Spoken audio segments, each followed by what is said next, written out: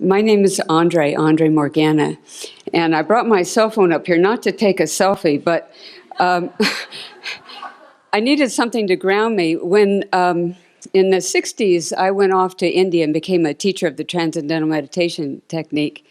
And it was during those days, it was right after the Beatles had gone to India, and everybody in the country was talking about TM, and thousands of people were starting, and I got to be part of all of that.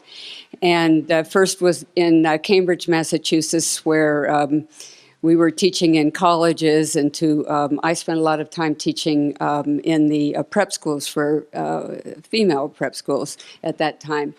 And it was new in our country. It was a new conversation.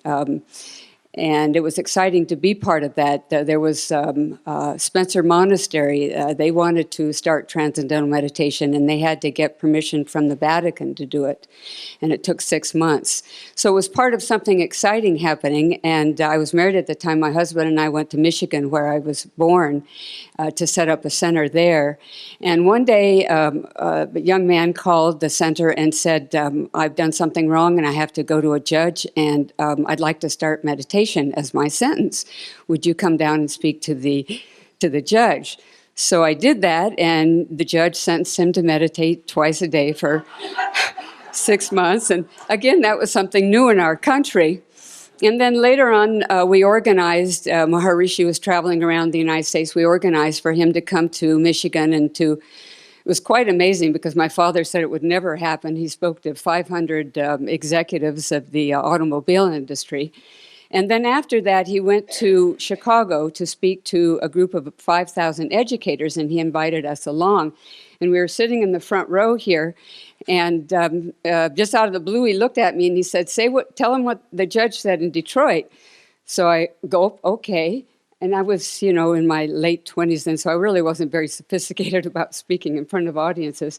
And I got up on the stage, and I started to speak, and then all of a sudden it's like, oh my God, I don't exist. I didn't have a body. And it was like, what's happening to me? And the whole room got big and unbounded. And, it was a big, in a hotel, so it was a big room anyway with these 5,000 people. And there was my thought and my voice out in the middle of the room. I thought, wait a minute, how am I going to speak? I don't have a body, and there I am out there, and this room is unbounded. And then, fortunately, the director of the TM organization was sitting in the front row, so I just looked right at him, and then I got back into sync, and I said what I had to say. But for me, that was like, wow, that's what consciousness is. And that's what I had been involved in to develop that experience and teaching other people how to have that experience. But I realized that for me, I was the type of person that wanted to have an experience. When I started TM back in the 60s, nobody was talking meditation or consciousness. And my first experience was, let's see, I think I had a thought there, and okay, there was a thought in meditation, and in between, there was no thought. So that must be what they're saying consciousness is. So that was a big revelation to me back then. And when I went to India, I was telling some people about this earlier today. It was in Rishikesh, and the first meditation in the evening, all of a sudden this part of my head opened up and I could see infinity in all directions. And I thought, okay, that's another type of consciousness. And in those days, they were calling it the absolute. So I said, okay. So it took a while to sort of figure all of this out. And but yet I realized for me, that's what I was interested in. It was like I couldn't get enough of it. And even as teaching TM, our instructions were first to come down to that state of consciousness and then to give the instructions from that level. So I started to develop that ability of understanding what consciousness is. And I was always interested in this unboundedness of consciousness. So that came about in my life to a point where it's with me at all times, and now I can function within that reality without losing my ability to be in the physical world. And so that was kind of my accomplishment within that organization. And then my mother got sick, so I moved back to Berkeley, where I grew up, to be with her. And the reason why I'm saying all of this is that I find that when I talk about it on the level of experience, it starts to trigger in everybody who's listening, what have your experiences been? What's your journey? What's your story? Because that's why you're here at the conference, is to hear what other people have to say and to grow in that experience. And Mount Shasta is a fabulous place to do it. But what happened at that point, I had some friends that had heard about something from Brazil, an Afro-Brazilian tradition, and would I be interested to check it out? So I did that. And then in checking it out, I found that, well, it was quite different than anything I had ever done before. I was used to the quietness and the silence, and you could find consciousness, you could find that which they called yourself, at that level of experience. And here, when I walked into this room, it was filled with drums and filled with song. Everybody was dressed in white. And then all of a sudden, at a certain point in those songs, the people that were the mediums just all of a sudden became mediums. And it was like, wow, how did that happen? And what's a medium? What are they doing? And their voice changed, and they started talking in a different way, and they had a level of wisdom that they as individuals didn't have. And I thought, now that's interesting. That's fascinating. And again, growing up in America, I never had any knowledge of that or any exposure to it. So I thought to pursue it again at the raised eyebrows from my family, and I went down to Brazil every year for 12 years to learn how to be a medium. And their process is very much like how you learn with the Native Americans. You don't just go in as an American to a workshop and they tell you this and then you walk out and you know it. You kind of have to go and be in their environment and sort of settle in, and somehow by osmosis you get the understanding and the knowledge of how to work with the spirit realm, how to see into the spirit realm, and then how to work with spirit beings. And it was like within the realm of consciousness, but it was like being able to see into consciousness and to see what's out there in the universe. So I was interested in that because that was another level of sort of awakening, sort of an opening up of the door. So I became a medium, and I work with primarily two spirit beings. One is named Hiawatha, who's in our history books, and that's a whole nother story because once I became a medium for Hiawatha of the Iroquois tradition, I thought I should go back and introduce myself to the clan mothers and say, this is what's happening to me. This guy wants to talk through me, and to actually hopefully seek their blessing. Well, I found out they didn't want to speak with me, and they consider me very controversial. Well, I can understand that. I'm a white person. I grew up in America, not on with that tradition, and I would probably think the same thing. So for about 6 months, I stopped doing that, and then his wisdom was so great. I want to learn what he knows, so I kind of went back to being a medium. And at that time, I was living down in Marin, and in the tradition that I'd learned from Brazil, when you work as a medium and the people in the public come, you pretty much address their concerns in their daily life. And that's how it started out for me. But then I moved to Mount Shasta, and Mount Shasta being Mount Shasta,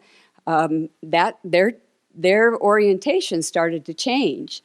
And the knowledge they were giving started to change. It wasn't in the traditional way in which it was taught to me of what they would be doing.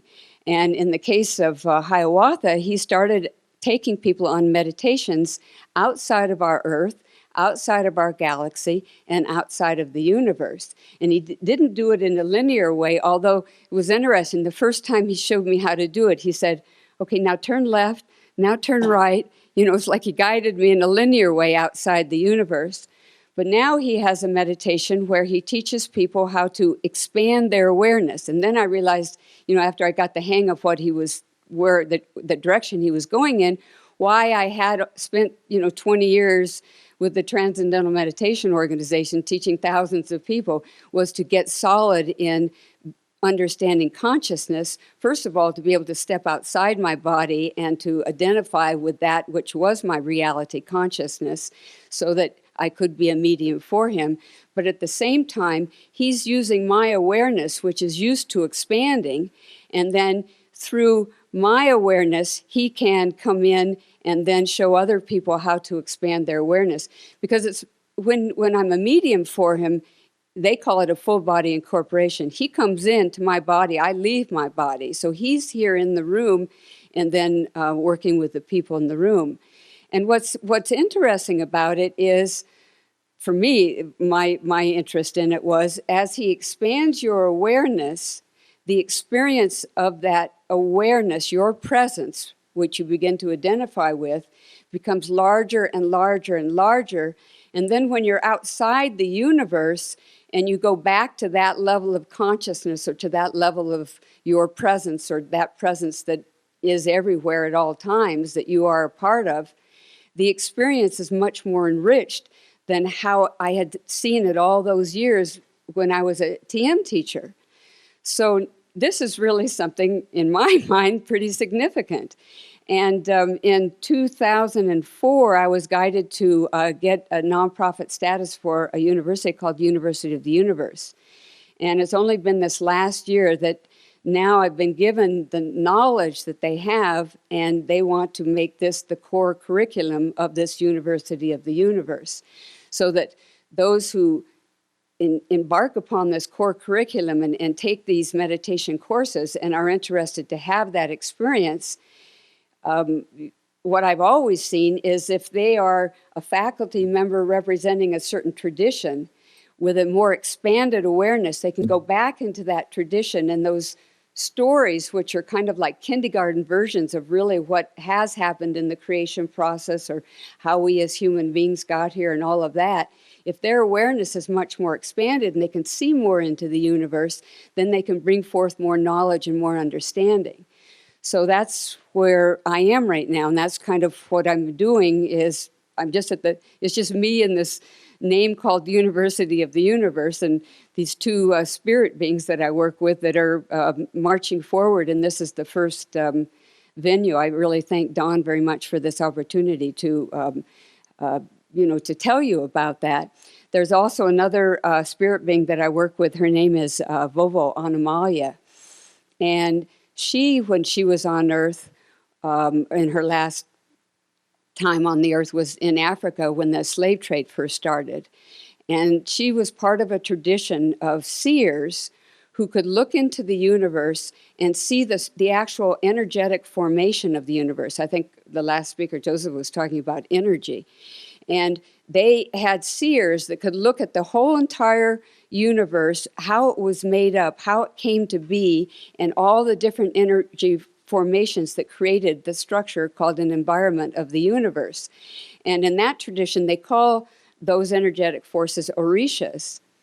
And when they identified them, they could see them as intelligence. So it's not just energy as energy, but energy that has awareness of itself, has intelligence, has a presence.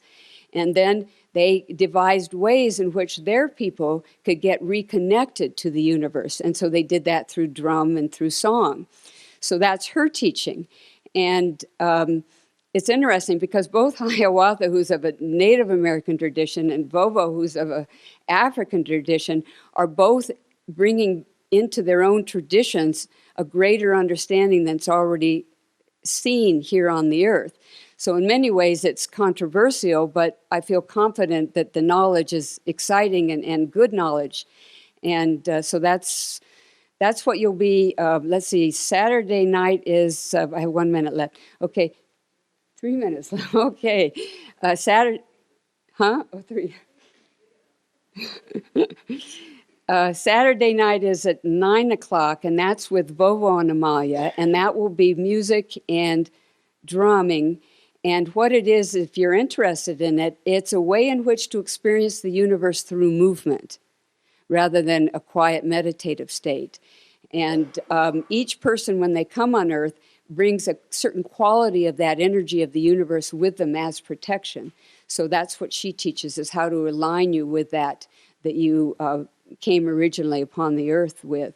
And then on Sunday night, I think it's at 8:30, and that's the meditation with Hiawatha. And he will take you right here in these seats.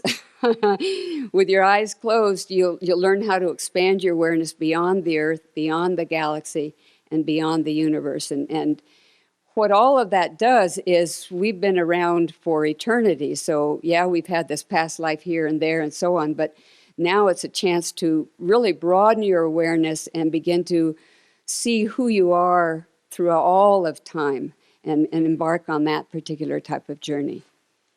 So I thank you very much.